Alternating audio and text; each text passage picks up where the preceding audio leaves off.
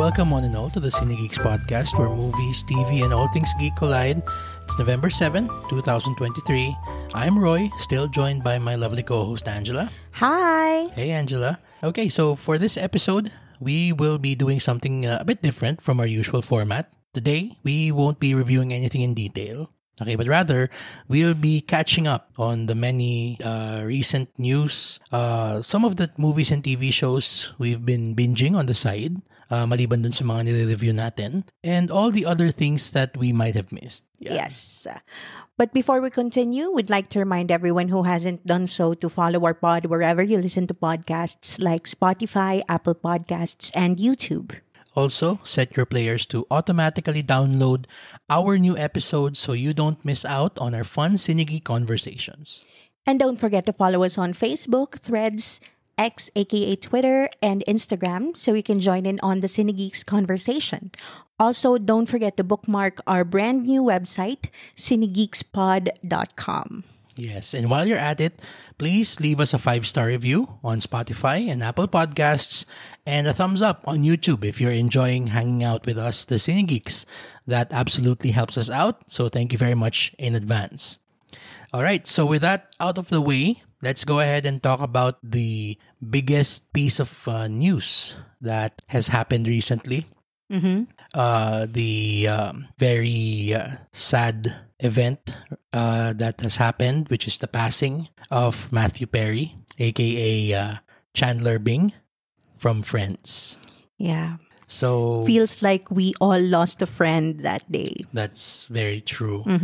According to official reports, on October 28, 2023, it was reported that he made his personal assistant do some errands away from his house. So, naiwan siyang mag-isa sa bahay. And nung pagbalik ng kanyang PA, he was found unresponsive in his hot tub. And he was pronounced dead on the spot upon discovery.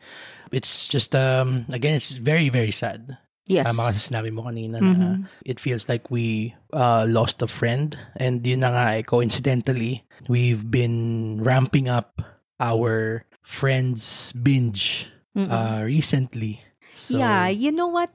Ilang beses ko na siyang napanood ng paulit-ulit na binibinge yung Friends. Kasi it's always on Netflix, of course. And yung pa rin talaga kasi yung parang comfort show mo eh. Alam mo yon, if there is comfort food that you want to eat when you're just relaxing and lounging at home, parang for me, yung Friends yung comfort show ko. When I can't think of anything else to watch, my go-to is always Friends kasi for sure matatawa ako. That's true. And yun na nga yun. It's, ako naman siguro I am now only starting to parang appreciate the value of the show. Kasi ang pinaka-earliest memory ko about Friends was lumalabas siya sa Channel 5 dati. Wow. Channel 5, ABC 5. ABC 5. Yes, ABC 5 pa. So ABC 5 every Friday nights 9 p.m. Yan. Yan ang mga pang-reveal ng age eh. Kung paano mo tawagin yung mga channel. Yes. Yung Kapatid Network. Yeah. Yan. So we used to my family, yung when I was younger, we used to watch Friends during dinner. So it's funny kasi tayo din whenever we have lunch or dinner at home, we also have Friends on the TV. So parang it's a subconscious way of continuing history ba? Na parang hanggang ngayon yun pa rin, yung sila pa rin yung Friends na kasama ko and ngayon kasama na natin sa hapag. Para siyang ritual eh. Your TV habits is like a ritual that is part of your routine and parang somehow incomplete yung experience mo kapag wala yung isang bagay na yon. And that for me is, watching a sitcom while eating. And of course, dito sa Friends, napaka-indelible nung mark na iniwan ni Matthew Perry. I mean, of course, we have our siguro so-called leads dun sa story, which is Ross and Rachel. Of course, David Schwimmer and Jennifer Aniston. Pero iba yung iba yung parang effect yung dala ni Matthew Perry as Chandler eh. Para siyang ang daming episodes na sobrang siya yung X Factor. Siya yung the guy with the punchline always. Lagi. Oo. Ang nakakatawa kasi nasa season 5 na tayo, no? So yung first 4 seasons, parang puro siya punchline. Pero mas naging endearing yung character niya nung binigyan siya ng depth and naging hindi na lang siya puro taga-bitaw ng joke. Nakikita na rin natin siyang mag-grow. Since he was paired up with Monica. Yun.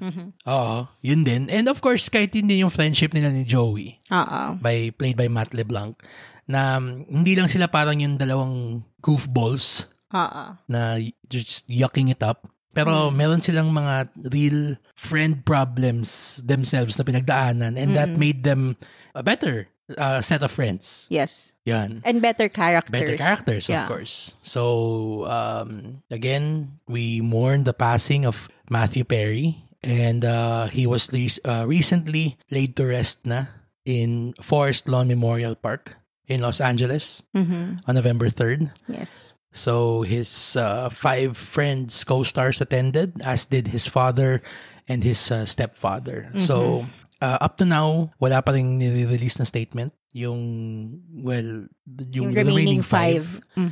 Yes, pero the producers of the show have already said na when they're ready, they will give their statement. Of course. No rush, no diba? rush, of course. So there. Well, let's go over to another piece of news siguro na makes us sigh as well.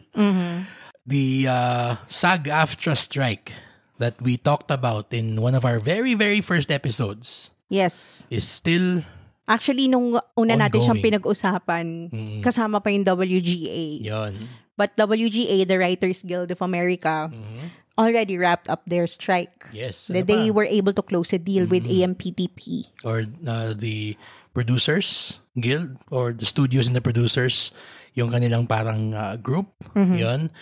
Ngayon, ang reason kung bakit hanggang ngayon 115th day na. 115? Yes, 115.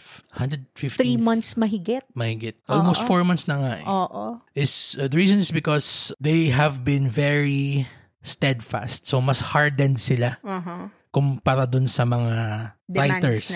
Yung kasi yung demands ng writers, which were mostly met, was protection from AI, yung residuals, and increase in writer's room, and yung stability of contract. By the way, Cinegeeks, if you wanna hear more or if you wanna learn in detail kung ano yung mga demands ng Writers Guild of America and SAG-AFTRA, you can listen to our episode, the WGA and SAG-AFTRA strike. Yes, that's right. Pero there is a development regarding the SAG-AFTRA strike.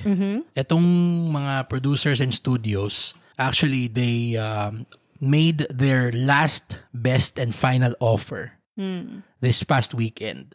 So maraming iterations ng offer ang binigay ng mga studios sa actors. Okay, so we'll just simplify it that way. And yung actors kasi, they felt na mas susceptible sila to abuse, and more so dahil sa AI. Okay. Na yung mga, actually nangyayari na nga siya ngayon na yung likeness nila kinukuha for 1 day's pay, and unwittingly these parang extras kumbaga sa atin, tawag natin, they're signing off their likeness in perpetuity. Meaning forever. Forever na gamitin siyang AI ng mga studios. So yun yung talagang nilalaban nila. Plus yung residuals na kapag, lalo na ngayon sa streaming, okay, na hindi na ganun ka quantifiable yung success ng shows. Yes. Kasi tinatago ng mga streamers yung kanilang data. Kaya lang naman siya hindi quantifiable kasi ayaw nilang i-reveal yung stats nila, diba? Exactly. Kasi dati, nung panahon nung TV pa, or broadcast television, networks, meron ng mga Nielsen, yung mga ratings na ganyan. Kasi sila yung nagme-measure nung success ng mga shows, and nakakatulong doon yung mga information na nakukuha ng Nielsen rating system, among others, in determining kung how big the residuals, these actors, even side actors get. Kaya may audience share nung panahon na yun. Oo, kaya importanteng malaman yung mga ganong stats. Pero ngayon, sabi nga ni Jel kanina, since the streamers don't want to open up their books, nagiging opaque na, nahihirapan yung SAG-AFTRA na makakuha ng matinong share. Yeah. Kasi, I mean, streamers, they earn billions and billions of dollars every month. So, what's giving the actors, their fair share of residuals? No? Parang patak lang yun dun sa balde nila. Also, wala nang syndication. Hindi katulad nung dati na kaya din yumaman yung mga Friends cast, diba? Sige. It's because of syndication. What is syndication? Okay, what is syndication? Syndication is the re-airing of TV shows sa network television, and every time na i-replay siya, meron pa rin silang residuals na makukuha. So, as long as people still watch that show on TV, on syndication, kahit na, let's say, katulad ng Friends, if it's made in the 90s, pwede pa rin siyang i-syndicate ng 2000s kahit hindi na siya sinushoot. Pero dahil nire-replay siya, meron pa rin siyang mga earnings na nakukuha. And meron pa ring residuals na makukuha dapat yung mga actors and production dun sa re-airing na yon, dun sa kinita nun. Sige, may dagdag lang ako dun sa sinabi mo. Basically, yung framework nung how syndication works was yun covered by Jel. Pero siguro in a more specific way, okay, broadcast syndication deals with how content owners, how they sell their shows to networks na hindi yung Big Four. Kasi sobrang sa States lang kasi to sobrang big deal eh. Kasi sa States, okay, meron yung big networks, yung ABC, NBC, CBS, Fox. Yun, sila. Ngayon, may mga kanya-kanyang networks yan or mga TV stations across the country in the US. So, sabihin natin na meron Channel 36 na local station yon. Okay? Itong si local station, well, at least nung 90s, nung heyday ng syndication, pwede siyang lumapit doon sa mga gumagawa ng shows mismo, hindi doon sa network. So, example, Friends, sige, our example of Friends, it was aired on NBC, okay? Pero, the owner of the show itself is Warner Brothers TV. So, let's say a TV station, a local TV station in Indiana, okay?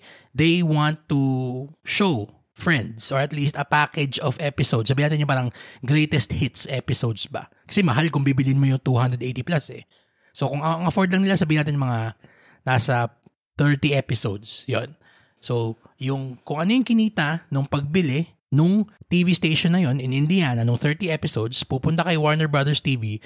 So, dahil syndication, dapat may share.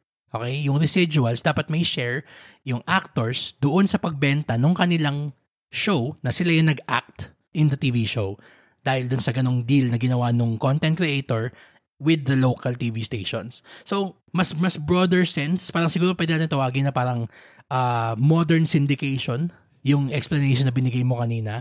Pero ito kasi yung pinaglalaban nung SAG-AFTRA na yung lumang framework pa rin. Gusto nilang ibalik? Hindi. Gusto nilang ibahin kasi yung kita nila nasa lumang framework pa rin. Okay.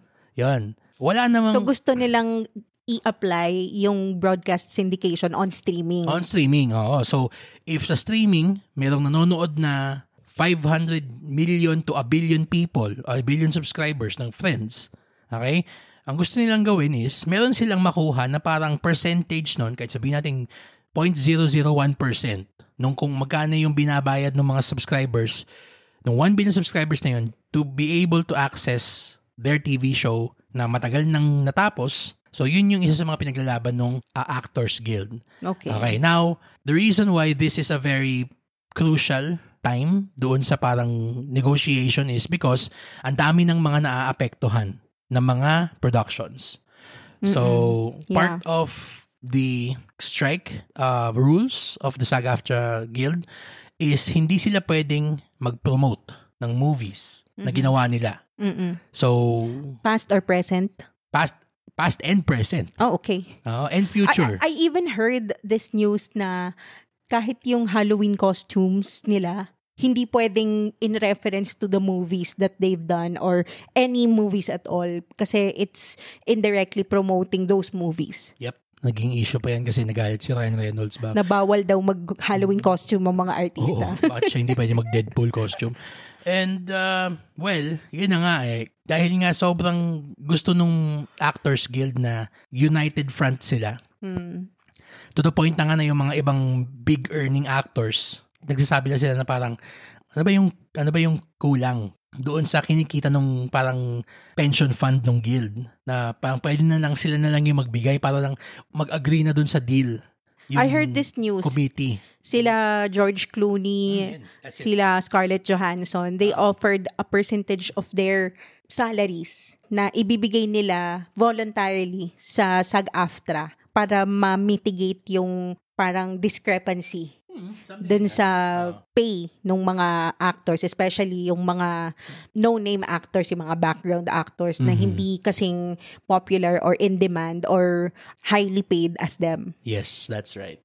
Okay. Pero I still have to commend yung leadership nitong SAG-AFTRA kasi talagang sobrang hindi sila nagbabudge. Talagang gusto nilang makuha yung kung ano yung what they think is best for the entire body. Siyempre si Nani yun eh.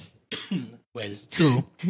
Talagang ilalaban niya talaga. So, last Saturday, US time, nag-offer na yung mga studios ng kanilang last, best, and final offer. Yun yung tawag nila doon.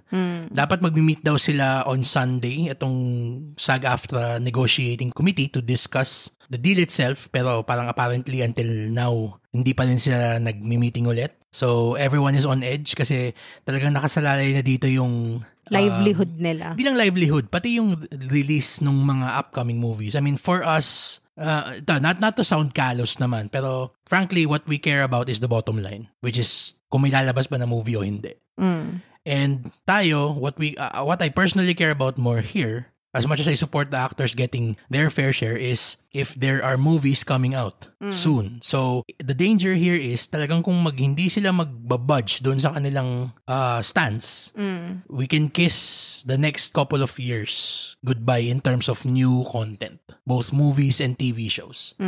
Yan. Medyo ramdam na nga ngayon eh. Kasi ang tagal bago mag-release nung mga andaming na delay, di ba? Yung Dune na delay from dapat ka lumabas na siya ngayon or lalabas na siya sa Wednesday. Yung Dune kasabay ng The Marvels pero dinelay siya until March next year na lang. Yung Deadpool, May siya dapat next year. Yung iba indefinitely Indefinite siya. Ginawa na lang siyang indefinite na yung release as is yung Spider-Man Across the Spider-Verse Part 2. Yun na ba yan? Yun ba yung pangalan niya? Basta yung sequel nung kakalabas lang na Spider-Verse na cartoon. Yun. So, since wala silang actors, walang voice acting, wala silang magpaggagamitan to animate. Yun. So, pati yun, alam ko parang sinabi 2025 na nga daw siya lalabas na. Grabe, no? Na-bump to 2024, 2025. Even yung TV shows, well, basically yung TV shows na nga, parang medyo naurong na din, na din. Na-push back na pati Stranger Things, House of the Dragon, tapos yung Andor, Abbott Elementary. Yun. Well, we can only hope na they choose to accept yung deal na in-offer ng studios. Pero in the meantime, of course, if it's fair. Well, yun na nga eh. And ang sabi naman kasi nila dito nung studios is talagang they tried to, meet as much of the demands as possible. Yun, kasi parang mahirap din naman na hindi din na negosyo din naman siya at the end of the day.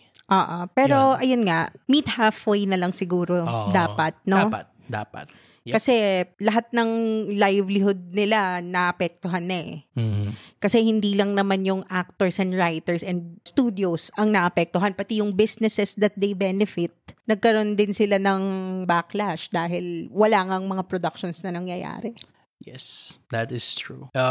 Well, sa States naman kasi, madali lang sa kanila yung i-mitigate yung lack of content by, re-releasing old movies. Pero sa Pilipinas, hindi naman uso yun. Magmamakaawa pa tayo na lumabas yung mga classics na sine. And tuloy-tuloy naman kasi yung paglabas natin ng I don't think there is such a thing as syndication here in the Philippines. Not syndication, re-release. Yun lang. Pero yun na nga parang kung sa States, halimbawa lalabas yung Oppenheimer ulit actually, I think lumabas na ulit, parang nire-release siya. Yun. On IMAX, di ba? On IMAX. So sa States, they have the luxury of doing that. Kasi the studios, they will just keep on pumping out or re-releasing what they think the people want to watch para lang kumita ng kumita. So, hindi tayo nakakakuha nung parang, sabihin natin na, let's say this, unfortunately, this strike continues. Hindi nila tanggapin yung deal. Sabihin natin next year, walang lalabas na bagong sine. Sa States, pwede nilang ilabas ulit yung mga lumang Star Wars, pwede nilang ilabas yung mga lumang Christopher Nolan. So, sa Pilipinas, walang ganun. Hindi nila iisipang pagbigyan tayo na, okay, sige, for a special time, i-release namin ulit yung Lord of the Rings, yung ganyan. Wala eh. Well, good thing lang na merong mga Filipino movies na magaganda na lumalabas lately. That's true. Pero, in all honesty pa rin, hit or miss pa rin siya eh. So, parang medyo, alam mo yung parang yung feeling na sensation na bago ka bumagsak dun sa unang big drop ng roller coaster, parang clench your butt first bago ka pumasok ng sinihan. Tapos maganda ba to? Tapos pag maganda, okay, sige, pwede huminga. Parang ganun. Although, dumadami na yung mga magaganda, medyo, hindi pa rin natin may iwasan na may mga lumulusot pa rin na mga, yun na lang. Okay. So, moving on. Medyo good news naman tayo ng konti. There have been a batch of renewals announced. So, merong mga TV shows na announced that they will be continuing onto their new seasons. Maybe because of the WGA and AMPTP agreement, they were able to announce the renewals of these shows, no? Yun. So, may mga nakakapagsimula na mag-write ng kanilang next seasons. And the most prominent ones on the list are One Piece, so yung Netflix adaptation, renewed for season 2. Abbott Elementary, renewed for season 3. Only Murders in the Building, renewed for season 4. And of course, The Bear, renewed for season 3. So, Jel, of the 4 I mentioned, which one are you looking forward to seeing the most? Well, given these standout shows, kasi ito yung pinik natin from the list. Kasi ito yung pinaka nagustuhan natin. Pero I'm most excited about The Bear just because ang ganda ng ending niya. It was cliffhanger and medyo exciting yung mga susunod na mangyayari dun sa restaurant. Yon. Also, the second one I'm excited about is Only Murders in the Building. Well, obviously, there's still a mystery there and lagi namang ganong nag-end ang season ng Only Murders eh. So, there's always gonna be intrigue and murder and I'm all for it. Yes. Actually, yung Bear siguro mas more na antayin ko siyang lumabas na lang kasi parang kailangan mo ng emotional airbags na nakasuot sa'yo bago ka manood nun. Pero yung tipong, yung mas inaantay ko talaga yung Only Murders in the Building. Kasi sobrang para siyang, enjoy lang niyang panoorin. Martin Short and Steve Martin. Steve Martin Short. And of course, Selena Gomez are effervescent in the roles. How can they top season 3? Diba? With Meryl Streep and Paul Rudd. I still don't know which of the Pickwick triplets did it. Which of the triplets? Pero yun na nga eh. I mean, tama ka sabi mo, Jel, dun. Yung Only Murders in the Building, lagi siyang natatapos in a cliffhanger. So, medyo big cliffhanger to sa season 3. I think medyo parang damdam ko na last season na to. Itong season 4. Kasi parang hits home na yung yung mystery eh. Yeah.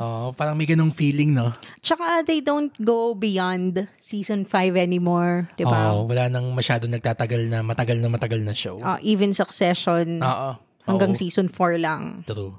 Ganun na yung mga TV shows ngayon eh. Unlike before na umaabot ng season 15, 16, 17, 18. Speaking of which, okay, yun. Always Sunny in Philadelphia, renewed until season 18. Ibang klase talaga yung mga creeps na yun. Well, ano naman siya parang feeling ko naman sa Always Sunny. Alam mo yung pagkatapos ng season, lalapitan lang sila nung FX. Gawa pa tayo? Sila, sige. Parang ganun lang yung usapan nila. You have nothing else to do. Nothing gagawin eh. I can imagine Charlie. Well, maliban na lang kay Rob na may pinapatakbo siyang Wrexham AFC. I think they'll do it until they die. True, I guess. Tatandaan na lang sila dun. Yep. Anyway, so, yan, mga slate of renewals on the TV side of things. Now, going over lang, mabilisan, back to movies. Okay, so, we have a bunch of exciting content or shows, shall we say, and movies coming up soon. Okay? So, we of course have the season 2 finale of Loki this Friday. And of course, the Marvels this Wednesday, tomorrow. We also have yung Hunger Games prequel, which is The Hunger Games, The Ballad of Songbirds and Snakes. That's coming out on November 15.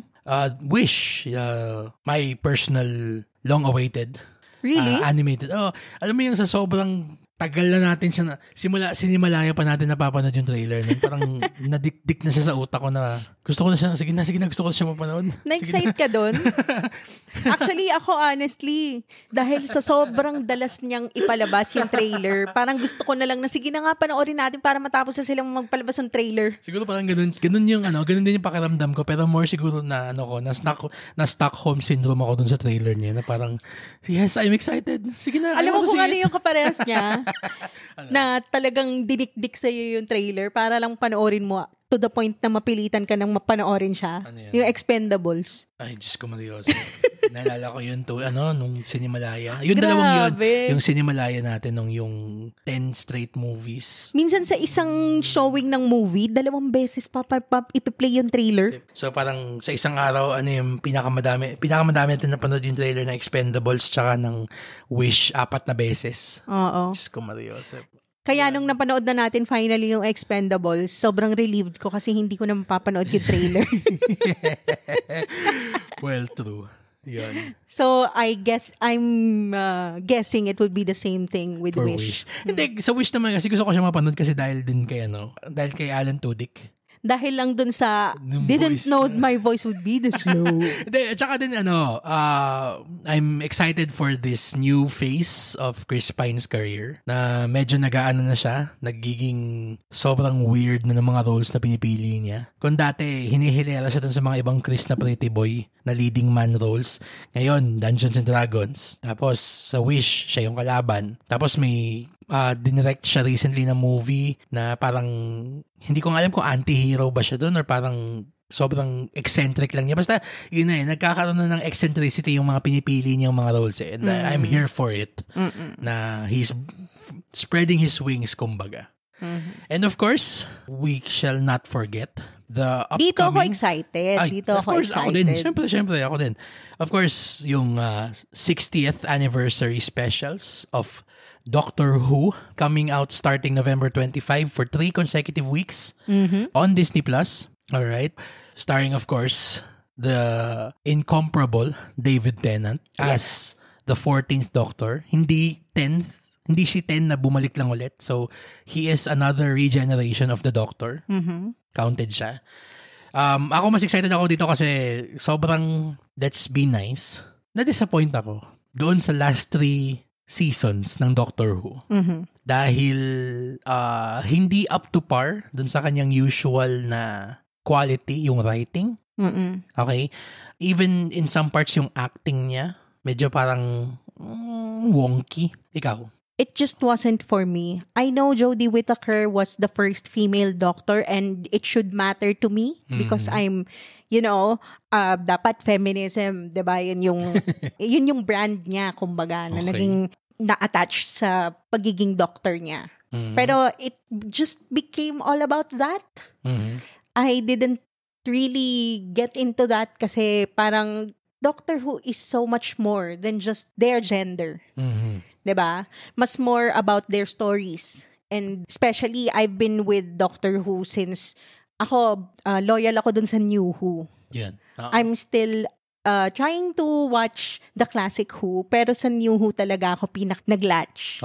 And starting with Christopher Eccleston, the 9th Doctor, going to David Tennant, then Matt Smith, Peter Capaldi, talagang loyal, sinusundan ko sila. And not just because of them as the character, but their stories as well, and the stories of their companions. That's true. So, parang for me, yung mga stories na sinulat for Jodie Whittaker's Doctor was something na maybe too political for me. Yeah. Yeah, I didn't really like that. I loved the science fiction of it all. Pero yung PC of it all, not so much. Actually, nakakatawa nga siya kasi towards the end of yung run ni Peter Capaldi, kasama yung showrunner niya si Stephen Moffat, madalas na reklamo na parang, ano ba ito, nagiging sobrang outlandish na ng mga kwento.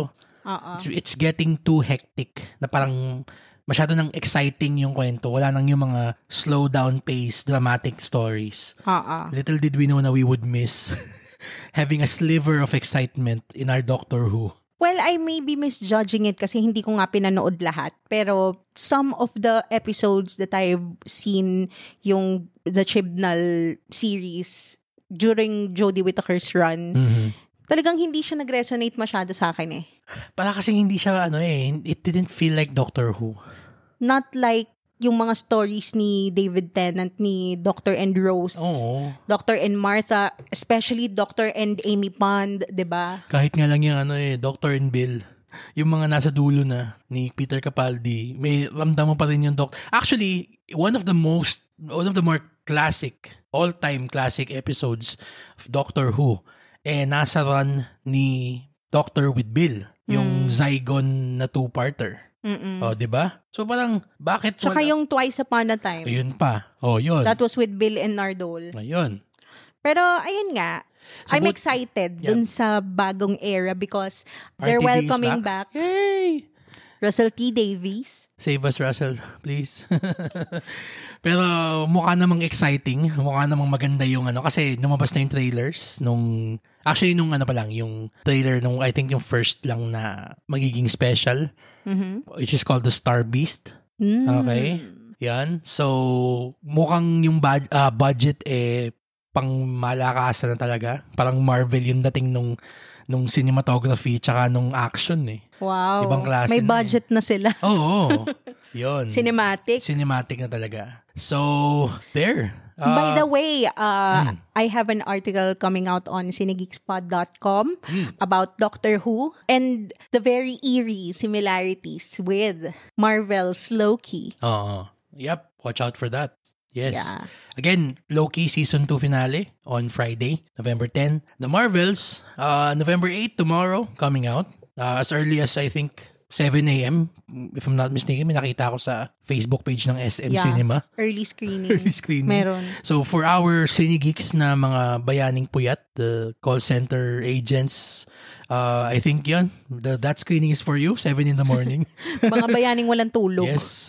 Bago kayo matulog, manood muna kayo ng Marvels. And we'll be reviewing the Marvels alongside the finale of Loki Season 2. Okay, so we're gonna have a special release day for that since our episodes come out on Tuesdays and Fridays. Pero since lalabas yung Loki finale on Friday, okay, we will be moving our release date for the Marvel big episode, kumbaga, this Saturday on 11/11. Okay. All right. So, there. We have caught up on many of the news, the upcoming releases, and some of the what we're excited for, yung mga lalabas in the future. This month? Yes. Yeah. So, just siguro to wrap up na lang this catch-up episode, what have we been watching, Jel?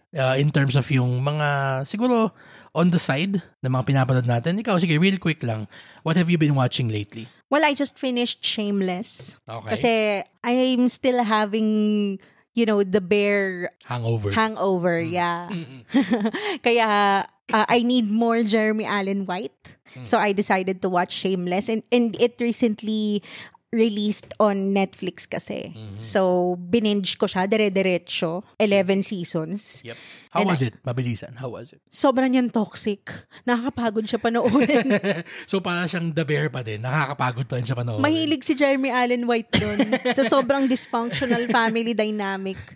Yun lang masasabi ko. Perfect siya for the role of the Bear if he's coming out of Shameless. Well, that's true. Also, I'm also watching now X-Files. Ooh. Oh, Yeah. also on Disney Plus naman yan, no? Okay. Yeah. So, how is it so far? I'm loving Scully. Ako talaga yung skeptic. Sobrang nakaka-relate ako sa kanya. But I'm enjoying it so far. Yes. High sci-fi talaga. True. Yeah. Nakikita ko dun, yung pinapanood mo siya, nasa season 3 ka pa lang, di ba? Nama. And if I'm not mistaken, I pointed out to you na the episode that immediately came after nung episode nung kay Jack Black tsaka kay Giovanni Ribisi was touted as parang the best X-Files episode of all time. Did that live up to the hype, yung kasunod? Sobra niyang gripping yung episode na yon. And napaka-unforgettable niya. Okay. Napaka-unique nung story and I can see so many other shows or movies na na-inspire nung episode na yon. Okay. And all the other episodes of X-Files thus far. Okay. Hindi mo naman kailangan na panoorin siya na serialized. Yun nga yung gusto ko sa mga lumang TV shows eh. Sobrang niyang episodic. Stand-alone. Even ER. Yung mga 90s na mga case to case siya eh. It's the bad guy or the case of the week. So, every episode is a new thing. You don't have to watch, the entire series to know what's going on. Basta, sobrang, yun yung mga namimiss ko, yung mga procedurals. Talagang doon tayo lumaki, no? Doon sa episodic na mga palabas. Yung mga tipong yan. ER, sabi mo nun, which I think pinanood natin siya earlier this year sa Amazon Prime. Yeah. Yun. Pero yun din, naalala ko din yun kasi lumalabas yun sa ABC5. Hindi ba RPN na? Hindi, ABC5 siya. Lumalabas siya every Tuesday nights at 9. Ano siguro ng mga Gen Z listeners natin, ano daw? Anong channel yun? ABC5. Hindi, walang kapatid. ABC5. Ano daw, IBC13? RPN 9. Yeah. Ano yung sa IBC13 yung slogan na dati, iba ang dating. Oh my God. Yes, wait lang. Naalala ko pa dun ko pinapanood yung Ranma. So, papalagay lang ako ng salon pass mamaya. Masakit ang likod ko. Kahit nga Studio 23, wala na eh, di ba? Meron pa ba? Wala na. Oo. Oh, grabe. Our kabarkadas. Speaking of Studio 23, okay? Sige, thank you for that awesome segue. Ako naman, ang pinapanood ko ngayon, yung mga sobrang classic na mga reality shows na lumabas way back in the early 2000s sa Studio 23. So I recently rekindled my love affair with Survivor and The Amazing Race. Wow. So, talaga ng bata ako, adik ako dito. Kasi the OG reality shows. of course. Oo. Kung hindi nga lang yung dapat nga kasama pa yung The Bachelor dyan eh. Kaso, it's not my thing. Sorry. Okay lang ako doon. Mas dito na ako sa Survivor tsaka sa Amazing Race. Okay na ako doon. So, Survivor is currently on its 45th season. Okay? 45 years na ba siya? Feels that way. Hindi, joke lang. Ano siya kasi, nag-start siya in 2000 and they shoot siguro at least 2 seasons per year. Okay. Yun. So, kung 43, tama ba? 45. So, tama that naman. means 24, 25 years na siya. So, that tracks. Kasi 2002 to 2003. Tas, take into account mo pa yung tumigil ng pandemic. Yan. So, ito namang Amazing Race is currently on its 35th season. Okay. And on a positive note, itong Amazing Race is the first season since the pandemic happened na hindi na sila gumagamit ng mga charter flight. Kasi syempre, tinry nila mag-Amazing Race nung pandemic, charter flight. Hindi naman masaya yon kasi sabay-sabay silang nilipad tapos paano sila magpapaunahan? Diba? So, eto dito ngayon sa Amazing Race 35, yung bumalik na nga yung lipad na free air travel, unrestricted. So, balik yung commercial yon. Balik na yung excitement na may mga teams na nasa unahan kasi mas maaga sila nakalis, yung mga ganon. Tsaka may mga sprint. Oo, talagang tsaka yung may in the one previous episode that I saw, may parang group of teams na nakaalis dun sa kanilang pit stop early. That siguro mga 3 hours yung lead nila. Pero na-delay yung Tapos flight. na-delay yung flight nila. So, imbis na may lead sila yung nasa likod. So, may isa tayong favorite na team doon na I think doon sila nadali. Yung married couple. Yung married couple doon sa delay na yon. Now, sa Survivor naman, for those of you who have been watching it for the longest time, 39 days marooned yung mga contestants doon. Pero recently, iniba nila. Ginawa nilang 26 days na lang. So, sobrang fast-paced na nung laro ngayon. Still, very, very compelling panoorin. Lalo na yung mga fans na ng show, yung naglalaro. So, parang alam na nila yung idea kung paano mag-strategize, etc., etc. Also, another good news sa Survivor, they brought back the theme song. So, after, sabi nating mga, 25 seasons na walang theme song, binalik nila Hallelujah. So, yun lang naman. Ako, I'm going back to my reality show roots. Na-inspire ako kasi dahil dun sa pagpanood yun ng Drag Race. So, ako parang, ano yung mga pinapanood ko mga contest, mga reality show ng mga game shows nun? Survivor, Missing Race. Yan, sige, go. Balik ako na, balik loob ako. So, there. Alright. So that's it for Cinegeek Roundup. Please share with us what you thought about it. Comment it on our social media pages. Again, we are on Facebook, Instagram, Threads, and X at CinegeeksPod. Don't forget to visit our website too for our other reviews and news tidbits, cinegeekspod.com. Please don't forget to set your players to automatically download our new episodes so you don't miss out on more fun Cinegeek conversations like this. And while you're at it, please leave us a 5-star review on Spotify and Apple Podcasts and a thumbs up on YouTube if you absolutely enjoyed this episode. For my co-host Troy, this has been Angela. Thank you for listening to the Cinegeeks podcast, where movies, TV, and all things geek collide.